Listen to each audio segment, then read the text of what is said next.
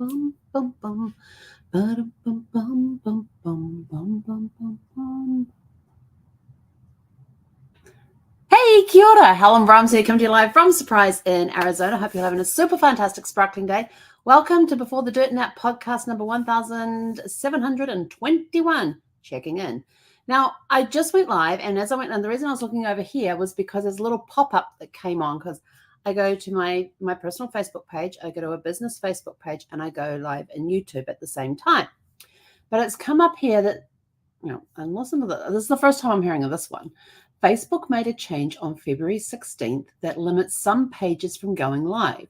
They recommend trying again in a few weeks. In the meantime, you can still stream on your profile or other platforms. We've asked Facebook to consider changing this policy. February 16th. It is now April 17th. Yeah, I think they're a little behind the times on that one.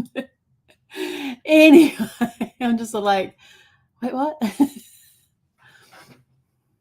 So here we are. So checking in. So what are we talking about checking in? Every Wednesday, I have an accountability call with my accountability coach, and we go through what's happened in the previous week to catch her up. Like, if I've got like a monthly goal, how is that going? If I have a weekly goal, did I accomplish it? Did I not accomplish it? Is there a shift I need to change? And maybe my thinking up towards it. Is there a shift? There's a little tweaks I need to make, because there could be something in the way my goal is set that it's not going smoothly. So there might be a couple of changes I need to make. I find these calls very enlightening. I always learn something new, and learn more about myself at the same time. And I thought, well, what are the benefits of accountability? And I was like thinking. Well, first of all, they enhance performance, because when you're answerable to somebody else for your actions in regards to your goals that you've set and stuff, you start setting yourself to a higher standard and striving for that performance. And the reason you want to do that is because if you have to get on the phone or or sit down at a meeting in person or on a Zoom or something with your accountability coach, partner, whatever, and you've got to tell them you didn't do something, that's really, to me, I hate having to say I didn't do something. And I'm honest about it with my accountability coach, and she asked me about my goal from last week. And I said, to be honest, I said, after Saturday's thing, I said, I haven't done anything towards it. And we started talking about that and analyzing them, why. And I said, it was just an accumulation of stuff that happened. And I says, my mentality on it changed. And so she says, well, have you been doing this? I went, no. She's like, well, start doing that again. And so she starts beginning me. So she got me back on track again. It promotes responsibility. Because when you're accountable for your actions, you are taking ownership for your actions, the outcomes, and everything else. You're taking action, but you're taking responsibility for that goal. It is your goal. You're taking responsibility for it. It helps you improve time management. Because with accountability, there's goals that you are setting. So you have deadlines to meet. So now you have to manage your time and go, okay, I've got these deadlines to meet. I've got this amount of time to do them in. How can I make the best use out of my time to make those things happen? For example, my annual inspection for the house is due. And that's that little app thing. You got to go and then you got to go into each room and take photographs and that. I'm still in the middle of spring cleaning. So the house is a little bit on the messy side because I'm moving stuff around while I clean and everything else. Backyard's a little bit of a mess. If anybody wants to come and harvest the garden for the wild vegetables that are out there, for the wild salads that are out there, like dandelions, feel free. Just private message me, you can come over and help me clear up my garden and take my weeds and take away whatever you want to have for your wild salads or something. I don't know. So I did ask for an extension on that and got granted an extension, because this weekend I have blocked off the weekend. So I am not taking any calls this weekend. My sole purpose this weekend is to get these photographs done. So every day I've said, like, okay, I've got to have it done by next Wednesday. These are the major things I have to do. So let's start working on those. And we've got these 2 days set aside. We're going to go in, we're going to rip out mind you, if I do what I did last time, and it's like take an hour, give myself an hour to do this, a certain area, and I get it done less time. It's going to be yay. Go inside, rehydrate, because it is going to be hot this weekend. So hydration at the moment is really, really important. And electrolytes, replacing electrolytes too. So go inside, have a drink of electrolytes, recover, maybe have, depending on the time, maybe have a snack, and then it's straight back out and working on the next piece. So that's my plan for this weekend. Well, we'll see how it goes. If you are working in a team, if you have a team, you're the team leader, and your team has got this one goal that they're working on, and everybody has their own responsibilities. You're not going to want to let the team down, because it encourages teamwork. Do you want to be the one that's like, well, you're holding us up because you're not doing your stuff? No, let's encourage each other and get in there and go, great job. You got it done on time. Awesome. Congratulations. Da, da, da, da, da. Start working with that team thing and encouraging people. Is there anything I can do to help? Is there anything I can do to help you get that done? Type of thing. If you're done with your portion and you see somebody struggling with them, go and ask, can I help you with anything? It encourages teamwork if you've got that. It helps with honest feedback, because if you can't be honest with yourself, who can you be honest with? So if you can't be honest with yourself about what you've done and let your accountability partner know this didn't happen because of this, and remember, stop making excuses for your actions, take responsibility for them. And it could be you didn't get it done because something else came up that was urgent. You had an urgent family matter to deal with. But heck, I was still, when Brad was in hospital and stuff, I was still working. I was sitting next to his bedside, and when he was sleeping, I was working. And when the doctors came in, everything got shut down and pushed to the side to hear what the doctors had to say. If Brad was awake, everything got shut down and pushed aside to concentrate on Brad and have a conversation with him and things like that. But I was still working on goals. Did I meet my goals? No. I had extenuating circumstances. I was sitting bedside in the hospital. And it was very exhausting because I wasn't sleeping very well at night, because I was consciously listening for my phone to ring. And it did ring one night, in the middle of one night. And Brad was still like, I just need you in here. I'm like, I'm on my way. And 10 minutes later, I was in this hospital. It's a 15 to 20 minute drive to the hospital. 10 minutes later, I was in the hospital in his room. Yes, at midnight. And so, there was a big extenuating. He came first, family first. I had to get, even though I had these goals and stuff, Brad was my priority. So, it was having to work my goals around that. Could I have adjusted my goals? Absolutely. Did I want to push myself and stretch myself? Absolutely. Was I pushing myself a little too hard? Definitely. So I knew this about myself, and I got honest with myself about it. And I ended up having a little talk with myself saying, it's okay to let some things go for now. There's going to be time to work on them later. Let's just let this goal go for now. And we can come back to it later. Brad was my priority at the time. So there's things like that will come up where you, instead of making your work your priority, make your family your priority. It also helps boost development and learning. Sometimes when you are going for goals, you need to stretch. You give yourself goals that you have to stretch for. Make it so you've got to stretch a little bit. And step outside that comfort zone. You might have your toes on the line. Let's just take that little half step to get over it, to get over that little line there of the edge of the comfort zone. And sometimes you've got to come up with creative ways to meet goals. When I was doing the 30-day challenge last month with the journals, there was 3 days out of that 30 days that I did not have a sale. And yes, I'd sent messages out that day. Private messages to people saying, hey, can you support me in this business? And there were days I didn't make goals, but I was up until I was literally falling asleep, trying to message people, but I didn't want to do it too late, but I kept doing it anyway, because I figured they'll see it first thing in the morning. Sometimes it was just sort of like, I'm holding the phone and the phone's falling out of my hand because I'm falling asleep while trying to send messages and things. And so I was at that point, it was sort of like, okay, we are done for the evening. We are going to bed. If somebody makes an order, I'll find it first thing in the morning. Yay. We'll have our celebration then. But there was just times I was working so hard and trying to find creative different ways that I could communicate with people and put the word out there. So we were trying all sorts of different things. And It was a very interesting exercise to do that, but it helped me get creative. It helped me stretch and grow. And I was uncomfortable doing some of the things because some of the things I was doing I had never done before. So some of the things I was trying for the very first time. And so that there was an uncomfortable moment. But I thought, and in the end, it was just sort of like, screw it, I have to do it.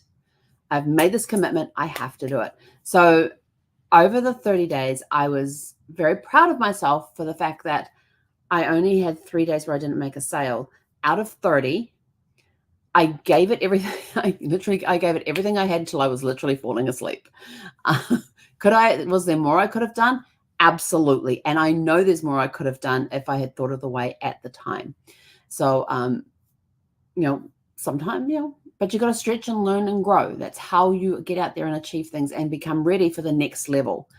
And then it increases trust and reliability because other people will see you as more reliable and trustworthy when you consistently show accountability for your actions. And,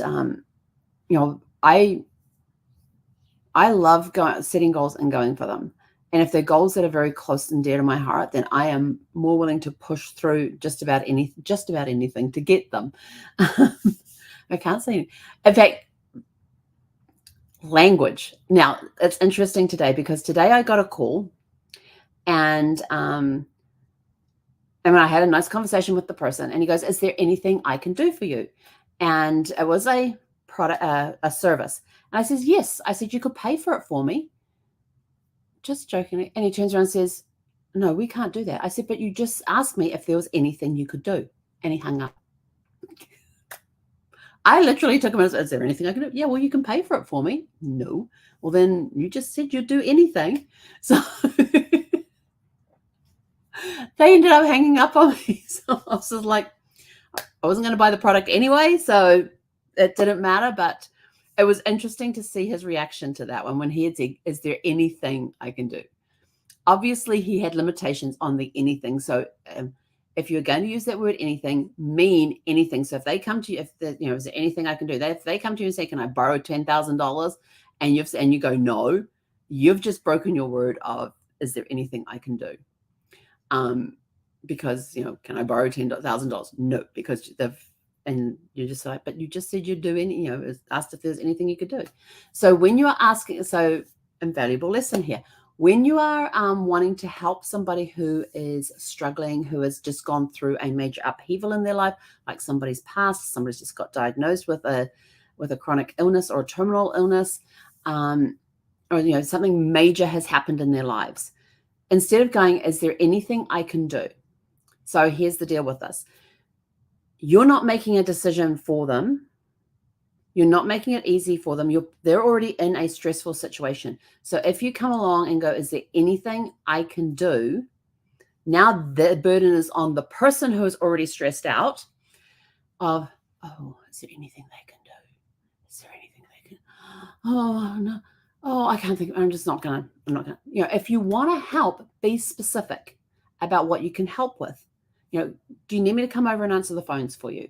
Can I come over and do your laundry for you? Can I come over and clean your house for you? Can I bring over a meal for you? We're going to go to soccer practice. I'm taking little Johnny to soccer practice. Can I take little Sammy with me? And we will go to soccer practice. I'll take him home. I'll give him dinner. We'll make sure his homework gets done. And then what time would you like him back? Just things like, just think of those things. What is your superpower that you can use to help somebody? What do you need? Can I come over and mow your lawns? I remember being in my cancer caregivers group back east, back in 2008. And one of our people was sort of like, because she was talking about everything she had to do. I says, "Has anybody offered to mow your lawns?" And she says, "Yes, but I don't want anybody to come over my lawns. I want to." And I says, "Hang on." I said, "You've had somebody who wants to help. They want to help you." And she's like, "Yeah. So let them. If they don't do the lawns the right way, it doesn't matter. Grass will grow. It'll be a week or two between a good cut and a bad cut. It's like a hair. It's 2 weeks between a good cut and a bad cut." I said, "It doesn't matter." I said, "If they want to help you and come and do your lawns, that's one less thing you have to worry about." "Oh, but they no. It is, if they offer to mow your lawns, let them do it. It was as simple as, and we would do this every single week. There would be somebody in the group that go, oh, I got to da. Has anybody offered to help you with that? Yes. Well, then go say accept. We literally raked each other over the hot grills and put each other on the spot with the fact that we were not accepting help from other people. We wanted to do it ourselves. We were that super spouse that only because there was men in the room. We were that super spouse that we had to take everything on our shoulders and we weren't going to share the burden. If somebody offers you assistance with something that you're struggling with, accept the help. Accept the help with grace and gratitude, or with love and gratitude, that they're coming in and saying, and if somebody says, can I come over and mow your lawns? I'm going to say, thank you. I would greatly appreciate that. And zip it. Important lesson. And I will tell you this, I struggle with that. In fact, today I still struggle with that when people offer me assistance. I'm sort of like, oh, I don't know. And who was I talking to? I was talking with a couple this morning that I meet on my morning walks, and we were talking about having to put dogs down. Not a very nice topic. So I was talking about with when it was time to put Gus down, and one of my friends, and I was living in San Diego at the time. Brad was in hospital when we put Gus down, and a friend of mine from LA turns around, texts me and says, would you like me to come down? And I was sort of like, oh, I really don't want to bother her. I don't want to. And then this little voice in my head said, no, they are offering to help, accept it. And so I just typed it back and says, that would be awesome. Thank you very much. I truly appreciate it. And she arrived after everything had happened with Gus. In fact, I had helped the vet put Gus on the little gurney that she had for him. And she had draped it and everything. And then she had this beautiful way of folding it up. So it wasn't just like throwing a sheet over it. It was actually this beautiful way of folding it that left his head open until we were ready to move him. And that's when my doorbell rang, and I opened the door and my friend was standing there and got lots of hugs. And I hadn't realized that she hadn't met Gus before. So she got to meet Gus after he had gone, but saw his body there in this beautiful wrapped way of this of the drape that she had, that the vet had wrapped Gus in. And then she had this beautiful folding technique to tuck it in, and it was all very done with very much dignity and respect for my dog. So it was more for me than it was for the dog. And then my friend and I helped her out to because it was on wheels, so we wheeled it out, but we did help her lift it into the back of her pickup truck, because he was a 114-pound dog, and he was now passed, which makes them heavier.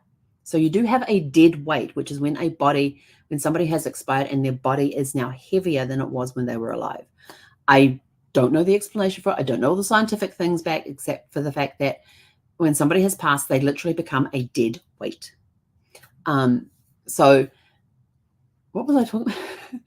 So when you say you're going to do, if somebody wants to help you, let them help. They are asking because they genuinely want to help. So please, please, please, please, when you are offering help to somebody, give them something specific you can do. Hey, I'm going to the supermarket. Can I pick up a meal for you? You're already going to the supermarket. What can you bring back? And don't ask them, what can I bring you back? Ask, can I bring back a meal for you? Would you like one of those lasagnas, meatloaf?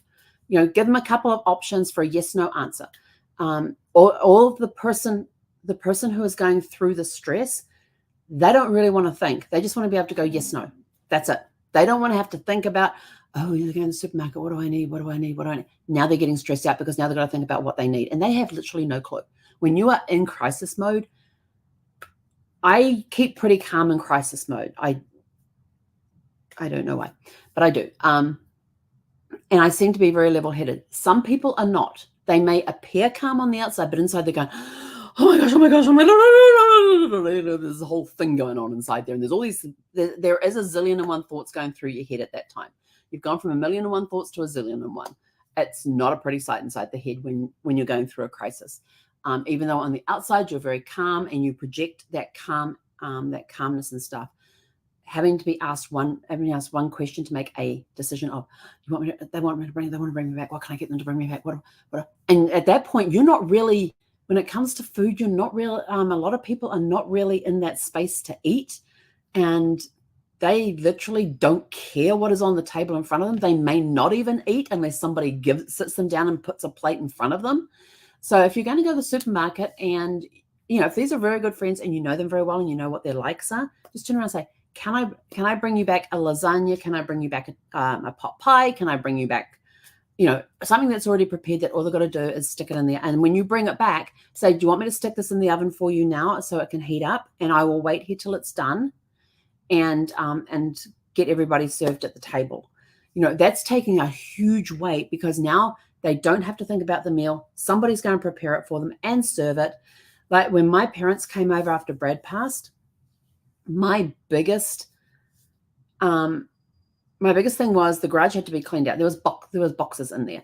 And so my mum and dad got in there and helped me sort through those boxes. And when we were able to empty out boxes to put them into trash, sell, keep, and donate. So when we were able to put the contents into those piles and things, my mum I have to tell you, my mum, when it comes to putting stuff into trash bins, and we had 3 wheelies. We had 1 recycle and 2 of the green. We had 1 blue bin, which is recycle, and 2 green ones.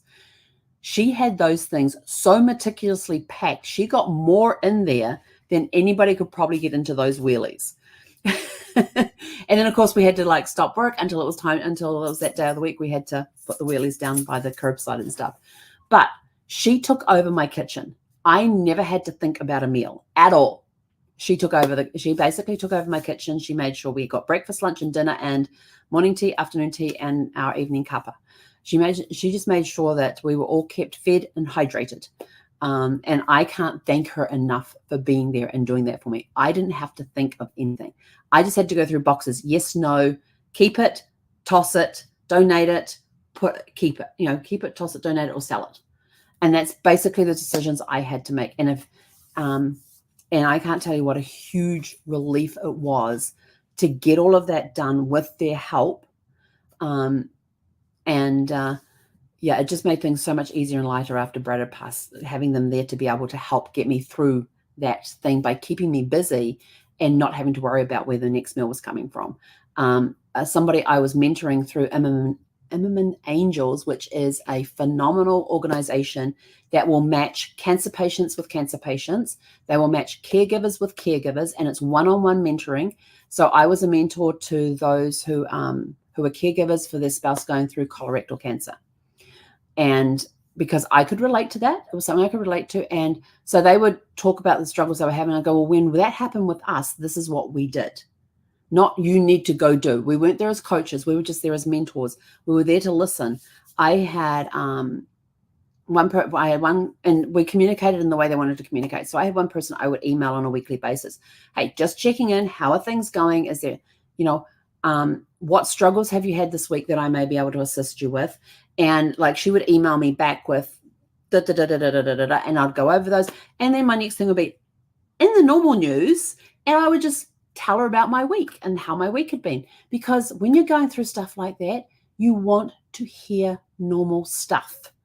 You want to hear what, how's little Johnny doing in hockey and ice hockey, and how's little Susie doing with her cheerleading. We want to hear the normal stuff. We want to know there's something normal out there. And so I kept one, all the other ones were on phone. So I kept this one that was done by email, very much entertained with stories of what we had been through that week, including, hey, Brad went and had chemo today. It's kind of funny because this happened, blah, blah, blah. And, tell them some funny story that happened when we were visiting the oncologist getting his chemo done. Or we went to radiation and something funny happened while we were there as well.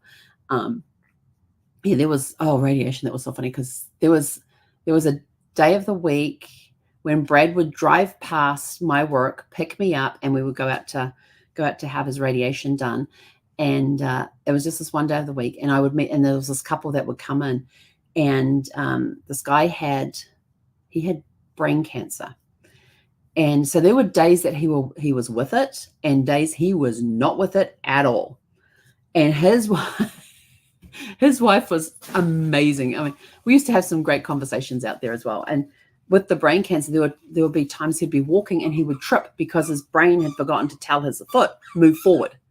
So it was affecting his motoring skills. It was affecting his hearing, his comprehension, just different things. But he could still move around for the most part. And she would regale us with funny stories of things that he had done and things like that. So her and I would keep each other company while our guys were off getting radiated. But it's cheapers. I'm all over the place tonight. We're talking about accountability. So there's stuff that you're going through, and just like I said, accept the help. If you're gonna ask for help, ask specifics. So I was doing Immerman Angels, and so I had the one person who just wanted an email once a week, and that was fine, and she would respond. And then I had others that wanted phone calls. And so one of my mentorees worked for Honey Bake Ham. And there was a Honey Bake Ham not far from where I lived in San Diego. And so she arranged for us to get a honey baked ham. And so she caught up with the information of the store we needed to go to, the information we needed to give them. And so we went up there, up to the store. We got back. It was a big ham that she had gotten for us. And we went back, and it was spiral cut. And so we're putting it into, and my mum's sort of like, what can we don't want this going off. So let's put it down to portion sizes and put it in the freezer. I says, I got just the tool for you. I pulled out the vacuum sealer, that thing that you can make your own little plastic bags. You put the thing inside, it sucks all the air out of there and seals it, and you can put it in the freezer. My mum had never used one of these before. So I showed her how to use it, and then she was sort of like, get out of the way. His job was to take the ham off the bone. And then when he gets down to the little bits that are all left, spiral ham, you always get those little bits that are left. He cut them off the bone. He literally stripped that bone of ham, and he put it into serving sizes for Mum, and she would put them in the bags and label it and everything. I was not allowed in the kitchen. My parents both took over the kitchen, took over the vacuum seal. Mum did this vacuum seal. She wouldn't even let Dad play with the toy. She wouldn't even let Dad play with it. And so she got everything all vacuum sealed, labeled, and into the freezer. And my dad, he just stripped the bone of the ham and put it into the serving size pieces. And so at the end then we did a Costco run, and we got some like chicken breasts, and what else did we get? We got some other stuff too that we came home and again vacuum sealed it all. So my freezer drawer was full of meat. And we had to dig past the meat to get to the vegetables that were in there, or the fruit that was in there. And but my mum would open the drawer in the evening and go, well, we could have ham, we could have chicken, we could have pork. Any preferences? That was our decision making. Yep. She'd give us 3 choices, and we just made the decision. And I was just like, whatever. Unless I actually had a hankering. But if people offer help, if you are going to offer help, be very specific on what you can do to help this person. Can I come over and do your laundry? Can I come over and vacuum your house? Can I come over and clean sweep the house out? Can I come over and just do housework for you? If they've got kids, can you take the kids? Do you want me to come over and look after the kids while you go off and do what you need to do? Things that will help that person. So think about what they could need, what you could offer, and offer that person. Then they just need to make a yes/no decision, which is very easy to do. So, they want to bring me back a meal. Yes, that would be lovely. Thank you. I appreciate it. And it's not they're going to bring me back a meal. Oh my God, they're going to the supermarket. What do I? Yeah, no. Can I bring you back a lasagna? Yes, that would be lovely. Thank you. So make the decision easy. I have no idea how we got onto all of this when we're talking about accountability. So just to recap on accountability, it enhances your performance, it promotes responsibility, it improves time management, it encourages teamwork, it facilitates honest feedback, boosts development and learning, and increases trust and reliability. I think that all came out of the reliability thing. And if you're going to offer anybody assistance, that's where it came in the teamwork. If you're going to offer anybody assistance, be specific on what you can help them with, and don't use the term anything, because if you use the term anything, they may take it literally and ask you for anything. Like I did with the person who called me today. After we had a nice conversation, he then says, is there anything I can do to help you? I says, yeah, you could pay for it. And he was like, no, I can't. I says, you just asked if you could do anything, and he hung up. So be very specific if you are offering assistance on what you're going to offer assistance on, and then be accountable. Follow through with it. That's all, be accountable. Follow through with what you have said you would do for them, and do it in a timely fashion. It could be okay, what I I've got time available tomorrow at this time that I can do that, or I've got time available tomorrow at this time, which would suit you better? And then they've just got to think, oh, the morning one would be better, or the evening one would be better. And if you're going and bringing them back at like a frozen dinner from the supermarket or whatever, or maybe you're going through the hot area where you're bringing back a rotisserie chicken, rotisserie chicken, and you're picking up a couple of side dishes that are pre-prepared. Let them know. Ask them, would you like me to grab a rotisserie chicken and some side dishes? Which side? Would you like mashed potatoes, and rattle off some coleslaw, salads, any salads that you have preference on that the supermarket has, and it's taking a lot of burden off them. And then when you get there with the thing, would you like me to heat all of this up for you and get it on the table for you while you go off and get the kids ready for dinner? Let them do that, and then serve them the meal, and then you can leave. Yeah, as soon as the meal's served, I'm out of your hair, and you guys are able to sit down and have a meal. Be specific. Use your talents to help others. Okay, with that, I'm out of here. Go out and have a super fantastic sparkling evening, and we'll be back tomorrow evening at 6 p.m. Pacific. Hey, konara.